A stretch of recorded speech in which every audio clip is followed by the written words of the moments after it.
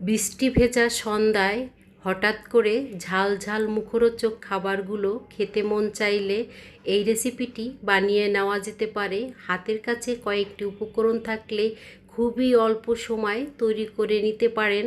খেতে যেমন মজা, বানানো তেমনি অনেক বেশি সহজ।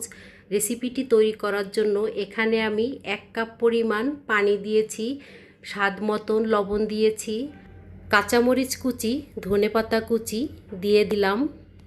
পানিটা যখন বলক এসেছে তখন আমি এখানে 1 কাপ পরিমাণ সুজি দিয়ে দিব। তো সুজি দিয়েছি, এখন আমি নেড়েচেড়ে এই সুজিটাকে রান্না করে নিব। এখানে পানির পরিমাণটা ঠিক মতন দিতে হবে। 1 কাপ সুজির জন্য এখানে আমি 1 কাপ পরিমাণ পানি দিয়েছি। এতে করে এই ডোটা খুব সুন্দরভাবে তৈরি হবে। যে যতটুক পরিমাণ করে এই নাস্তাটা তৈরি করবেন সেই পরিমাণ অনুযায়ী এখানে সুজিটা দিয়ে দিবেন। নেড়েচেড়ে সুজির ডো রান্না করে নিচ্ছি। এখানে যদি আপনাদের হাতের কাছে যদি সুজি না থাকে সেক্ষেত্রে এই ডোটাকে আটা দিয়েও তৈরি করে নিতে পারেন। সম্পূর্ণ আপনাদের নিজেদের পছন্দ মতন। তার ডো রান্না করা হয়ে গেছে, এখন চুলার থেকে নামিয়ে এক সাইড করে রেখে দিব। এতে করে ঠান্ডা হয়ে যাবে। পরিমাণ মতন সাদা তেল দিয়েছি, হাফ চামচের চেয়েও কম এখানে আমি দিয়েছি পাঁচফোড়ন। আর পাঁচফোড়ন থেকে যখন খুব সুন্দর একটা গন্ধ এসেছে ওই পর্যায়ে এখানে আমি পেঁয়াজ কুচি দিয়েছি। এখন আমি পেঁয়াজটাকে হালকা বাদামি করে ভেজে নিব। পেঁয়াজটা একদম লালচে করে ভাজবো না। এই তো পেঁয়াজটা হালকা করে ভেজে নিয়েছি। এখন এখানে আমি দিয়ে দিব আলু। আর আলু আমি অফ ক্যামেরায় সিদ্ধ করে হাত দিয়ে একটু হালকা করে ভেঙে নিয়েছি। পাঁচফোড়ন, তেল, পেঁয়াজের সাথে প্রথমে আলু ভালো করে নেড়েচেড়ে মিশিয়ে নিচ্ছি। এখন আমি এখানে স্বাদ মতন লবণ দিয়ে দিচ্ছি। ঝালের জন্য চিলি ফ্লেক্স দিয়ে দিব।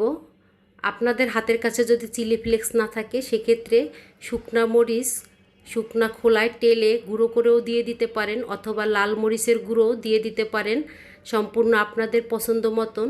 আবার যদি চান শুধু কাঁচামরিচ কুচানো দিয়েও এই পুরটা রান্না করে নিতে পারেন। তবে আমার কাছে মনে হয় আলু দিয়ে যে কোনো নাস্তাই তৈরি করা হোক না কেন সেখানে যদি শুকনা মরিচ শুকনা খোলায় টেলে গুঁড়ো করে দেওয়া হয় খেতে বেশ মজা হয়। পরিমাণ মতন ধনেপাতা দিয়েছি। এখন আমি আলুর পুর নেড়েচেড়ে রান্না করে নিচ্ছি। আর এই পুরে আমি অতিরিক্ত কোনো মশলা দিব না। এখানে পাঁচফোড়ন আর ধনেপাতার ফ্লেভারটা খুব সুন্দরভাবে পাওয়া যাবে। আপনাদের যদি ভালো না লাগে সেক্ষেত্রে আপনাদের পছন্দ মতন যে কোনো মশলা এই পুরে অ্যাড করতে পারেন। তবে এভাবে একবার পুর রান্না করে খেয়ে দেখতে পারেন। এই পুরটা কিন্তু খেতে অনেক বেশি মজা হয়। রান্না করা হয়ে গেছে, চুলার থেকে নামিয়ে এক সাইড করে রেখে দিয়েছি ঠান্ডা হওয়ার জন্য। ছোট্ট একটা বাটি নিয়েছি ঘোল তৈরি করার জন্য। আর এই টিফিন রেসিপিটি তৈরি করার জন্য অবশ্যই এই ঘোলটা তৈরি করে নিতে হবে। 1 টেবিল চামচ পরিমাণ কর্নফ্লাওয়ার, সুজি, আটা, তিনোটা উপকরণ আমি সমানভাবে দিয়েছি। স্বাদ মতন লবণ, চায়ের চামচের হাফ চামচের চেয়েও কম আমি এখানে চিনি দিয়েছি। আর ঝালের জন্য চিলি ফ্লেক্স, পরিমাণ মতন ধনেপাতা দিয়েছি। এখন আমি নেড়েচেড়ে ঘোলটাকে তৈরি করে নিচ্ছি। তিনোটা উপকরণ সমানভাবে দিয়ে এই ঘোলটা তৈরি করলে এই নাস্তার উপরের সাইডে অনেক বেশি ক্রিস্পি হবে। আর সবচেয়ে মজার কথা হলো আপনি 3-4 ঘন্টা পর্যন্ত রেখে দিবেন আর উপরের সাইড কিন্তু নরম হবে না। আর যে কোনো নাস্তারই উপরের সাইডটা যদি একদম ক্রিস্পি থাকে তখন দেখবেন খেতে কিন্তু দারুণ লাগে। সুজির ডো ঠান্ডা হয়ে গেছে। প্রথমে আমি প্রায় 1 মিনিটের মতন হাত দিয়ে ভালো করে মতে নিয়েছি। তারপরে এখানে আমি ছোট ছোট করে লেচি কেটে নিয়েছি। আমরা রেগুলার রুটি বানানোর জন্য লেচিগুলো যেভাবে কেটে থাকি ঠিক সেইভাবেই আমি এই লেচিগুলোকে কেটে নিয়েছি। এখন একটা রুটি আপনাদেরকে আমি বেলে দেখাচ্ছি। একটা কথা না বললে হয় না, যে সকল ভাই বোনেরা ধৈর্য সহকারে এখন পর্যন্ত ভিডিওটা দেখছেন, রেসিপিটি যদি আপনাদের কাছে ভালো লেগে থাকে ভাই বোনেরা একটা লাইক দিয়ে দিবেন। আশা করি সবাই ফুল ভিডিওর সাথে থাকবেন। আর এই নাস্তা তৈরি করাও যেমন সহজ আর খেতেও কিন্তু অনেক বেশি মজা। তা রুটিগুলো কিন্তু আমি সবগুলো বেলে নিয়েছি অফ ক্যামেরায়।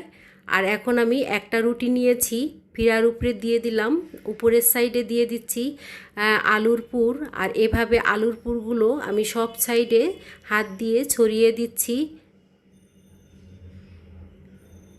তা মাঝ বরাবর সব সাইডে আমি দিয়েছি, সাইড থেকে কিছু অংশ আমি এভাবে খালি রেখেছি। আর ওই খালি অংশতে আমি সামান্য পরিমাণ পানি লাগিয়ে নিচ্ছি, এতে করে উপরের সাইডে যে রুটিটা দিব সেই রুটিটা নিচের রুটির সাথে খুব সুন্দরভাবে লেগে যাবে আর নাস্তাটি ভাজার সময় খুলে আসবে না। অবশ্যই এই কাজটা এভাবে হাত দিয়ে টিপে টিপে করে নিতে হবে। তা সব সাইডে আমি এভাবে খুব সুন্দরভাবে লাগিয়ে নিয়েছি। এখন আমি মাঝ বরাবর প্রথমে এভাবে ছুরি দিয়ে কেটে নিচ্ছি। নাস্তাটা যতটুক পরিমাণ করে বানাবেন সেইভাবেই এই নাস্তাটা কেটে নেবেন। সম্পূর্ণ আপনাদের নিজেদের পছন্দ মতন করেও নাস্তাটি কেটে নিতে পারেন।